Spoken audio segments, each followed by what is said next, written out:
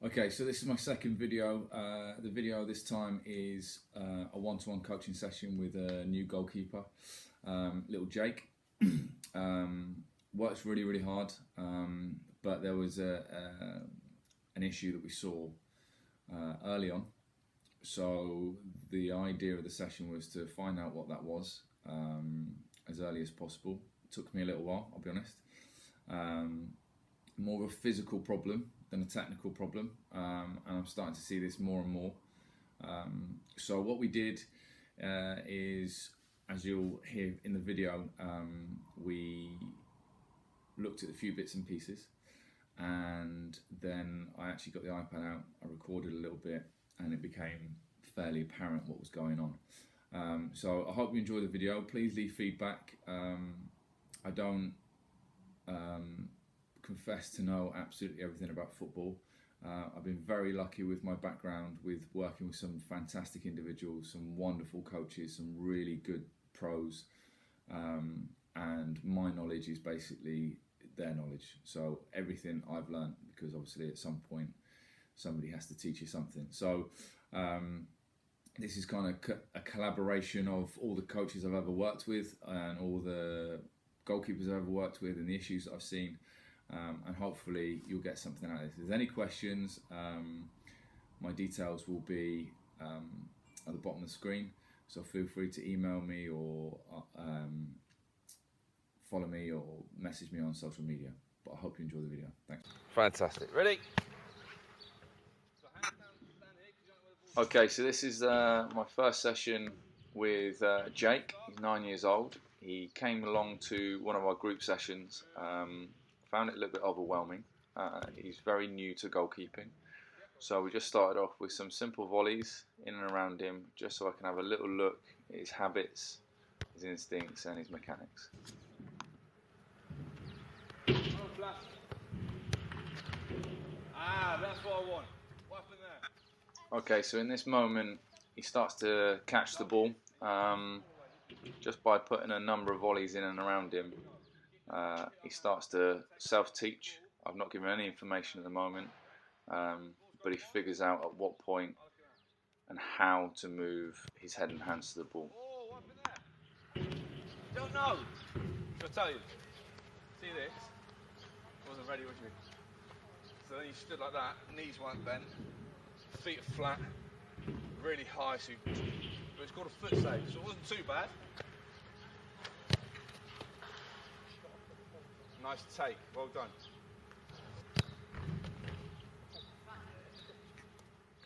Okay, so it's around about now I start to see a little bit of an issue. You've seen the save there to his right hand side. It slipped underneath him. I know that happens a lot. But it becomes a continuous issue. And what we're looking for is a little bit of technical balance and physical balance both ways. He has time to go, okay, the ball's coming, I can work my feet. That's not what he's going to do in a game. So we adjust the pace of the ball, so something obviously when you go down the park, you adjust the pace of the ball so you can get that cognitive process and transfer it into an autonomous motion.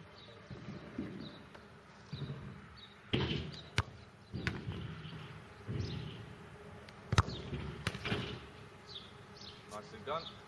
Okay. Without taking your eye off the ball, because I want you to touch that colour, okay? So you'll quickly learn the pattern. Okay, so if I shout blue. So here all I'm looking for him to do is, obviously he was in a set position, he kept on slipping in and out of his set, so he very rarely stood dead centre with a striker, dead centre in goalkeeping. So what we start to do is moving him a couple of steps here and there, and having him to set on triggers. So really getting in the kind of visual conditioning early. Yep. Why did you say that with your foot then? Why did I hit it without shouting a colour? So that's not your fault, that's my fault, I didn't shout a colour, but why did I hit it without you shouting? Ball's in my hands and I've kicked that one on the floor because of what reason? I'll do the same again right now, what's the problem? Do this. Do this. And have a look. Oh, we're starting to get into a set position, gotcha. You ready? Yellow.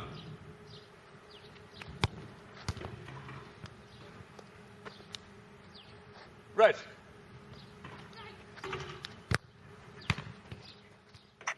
Okay, so he's gone from making really comfortable, really lovely W saves to now slapping the ball away, and this is natural because we're asking him to do a little bit more. He's now moving, he's having to figure out his place in the goal, he's having to look at the ball, all these different types and variations in terms of how the ball comes in complicates his processes. And what we need to do is make his processes a little bit more streamlined. Now that's not going to happen in one session, it's going to happen over time. But it's really, really important that once you start to have success in one area, then you knit together the other areas. Realise straight away, as soon as you took your eye off the ball, you realised. Okay, which didn't give me much time, which is fantastic. Red.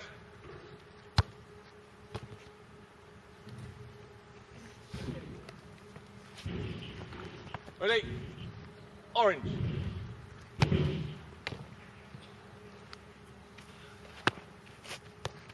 So looking at great set position, looking at the ball, fantastic. Now, as soon as you see my head go down, you got to stop moving.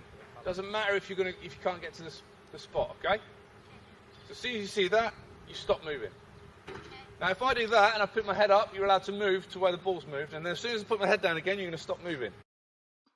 So in this instance, we speed the video up because it's a number of the same things. Ball's going left and right to him, calling out colours, getting him to move around that little square. It's a 2 by 2 yard square, so not big distances at all, but really looking at his movement towards the ball on the trigger.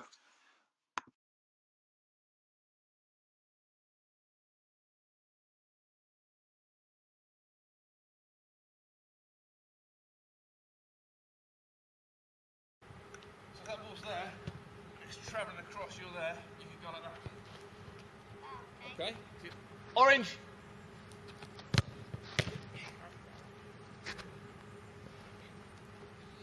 Hold what, keep one. Okay, so we've now got a ball in his hands because I don't know if you noticed in the video before, but his hands started to creep high, his elbows were flaring out. So we give him a ball in his hands to keep his hands engaged in the right place, and then he also obviously allowed to drop the ball and go after the other ball. This is a really good way of making sure body weight stays forward because they've got weight in the hands, keeping the hands forward so they don't preload and move the hands backwards. Kept on slipping out of the set, like I said. And also his left hand, when he goes to his right, becomes null and void. So it's another way of keeping that both hands engaged and forward. Red. Okay, and the next bit, what you'll see is I actually tie his hands together because of that left hand not engaging properly. So his hands are tied together to make sure he goes and he leads to the ball with both hands. Red. Again, just another way of hopefully creating a little bit of muscle memory and showing him, reinforcing him that by travelling with two hands, you're in good stead for positive technique. Come on. Blue.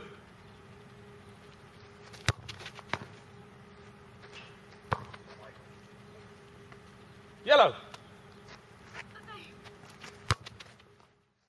So what I started to notice was as he goes to his right hand side, he would rotate onto his back, and when he goes to his left hand side, he is nice and strong. Now what you tend to happen is, obviously all goalkeepers have a weakness and a strength, but they tend to over rotate rather than falling back like that. They end up in the front, and all the way through this video you'll see that when he dives to his right hand side, he actually goes backwards. See? Yellow. Stop there.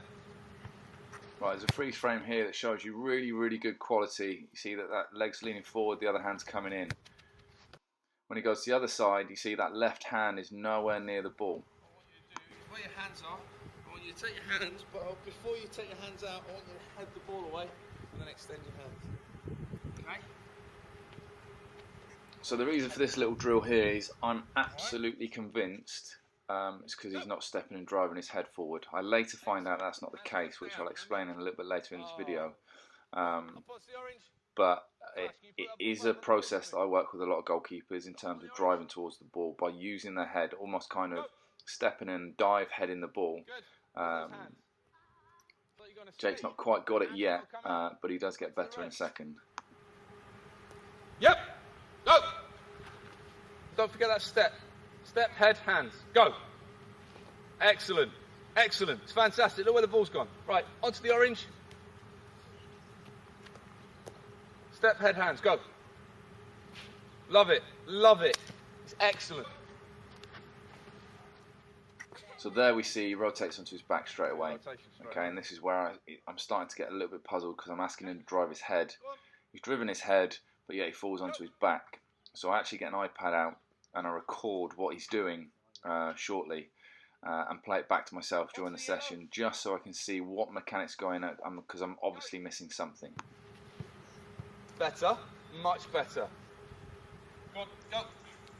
Go. What did I do with this leg then? I threw it out in front of you. Why? Is it in case the ball comes that way? So, as a goalkeeper, look where you are. Okay, your hips are almost what we call square. Do you understand what that means? Okay, so they're facing that way. Look at where your shoulders are facing. There you are. Look at them facing up here. So what we want is that we want our shoulders and our hips doing the same thing. What I want you to try and do now is I want you to push the ball away with that top hand. Okay, so I'm now asking him to go with the top hand. Now that's not something I normally teach, but I'm really trying to get that left hand across and engage because in my mind that's what's going to keep his shoulders square and that's what's going to stop him rotating onto his back. Ready? So this hand to the ball. So there, by asking him to engage into his top hand, he's gone with both hands, which is a fantastic little bit of bits and pieces. Okay, and there he goes again, and it keeps, but then that leg doesn't engage and it starts to rotate his hips towards the back. What I haven't divulged yet in this session is that what I was noticing on the right hand side through the iPad was that as he was stepping, his knee was kind of moving medially, so towards the centre line of his body, which wasn't giving him the drive or the strength to go across towards the line of the ball. It was in fact making him collapse backwards off his right shoulder, and that's why he was getting that rotation, which was really interesting. So it's a good tool to have to record during sessions and really find out what's going wrong, because not only we can't see everything with the naked eye.